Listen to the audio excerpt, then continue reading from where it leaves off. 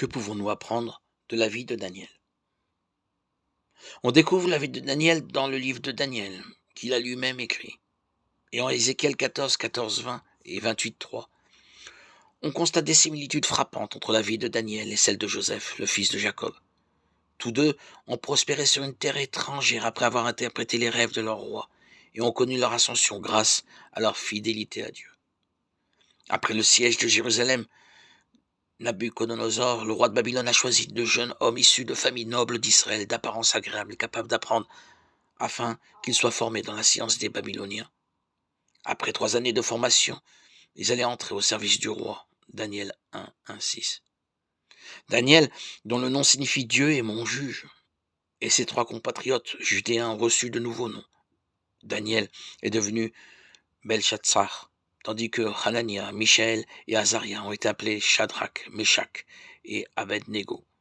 Les Babyloniens leur ont probablement donné des noms sans aucun lien avec leur racine hébraïque afin d'accélérer leur assimilation à la culture babylonienne.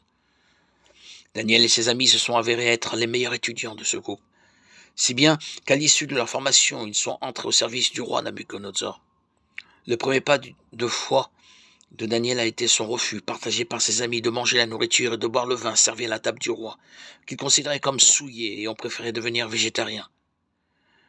Comme leur santé s'est améliorée, ils ont été autorisés à poursuivre ce régime.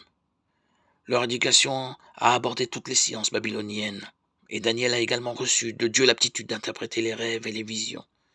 Daniel 1, 17.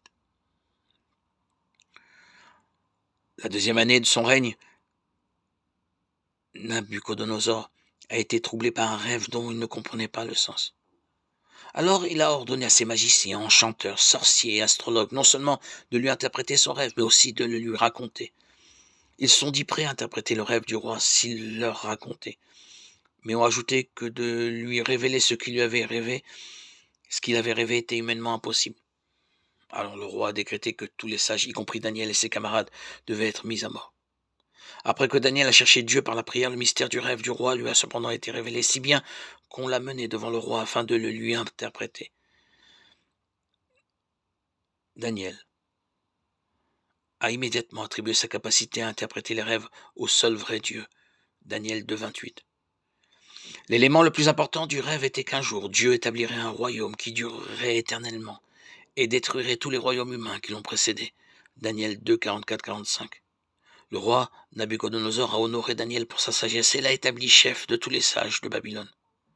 À sa demande, ses 3 amis ont également obtenu des postes à responsabilité au sein de l'administration babylonienne.